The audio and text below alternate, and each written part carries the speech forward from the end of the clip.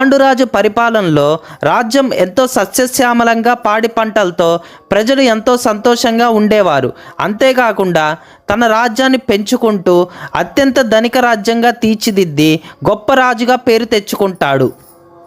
ఇక కొంతకాలానికి ధృతరాష్ట్రుడు గాంధార రాజ్యరాజు అయిన సుబల్ కుమార్తె అయిన గాంధారిని వివాహం చేసుకుంటాడు. ఇక వివాహం ముందు ధృతరాష్ట్రుడు అంధుడని తెలుసుకున్న గాంధారి అతని విధిని కూడా పంచుకోవాలని నిర్ణయం తీసుకొని జీవితాంతం తాను కూడా అంధురాలిలాగా కళ్ళగంతలు కట్టుకోవాలని నిర్ణయం తీసుకుంటుంది. కానీ ఈ వివాహం గాంధారి సోదరుడైన శకునికి ఏమాత్రం ఇష్టం లేదు. అందువలన భీష్ముడి మీద మరియు పాండురాజు మీద ద్వేషం పెంచుకుంటాడు. ఇక కొన్ని రోజులకి కుంతల రాజ్యరాజు అయిన కుంతీభోజుడు జరిపిన స్వయంవరంలో కుంతీదేవి పాండురాజుని తనకి కాబోయే భర్తగా ఎన్నుకుంటుంది. కుంతీదేవి శ్రీకృష్ణుడికి స్వయాన అత్త.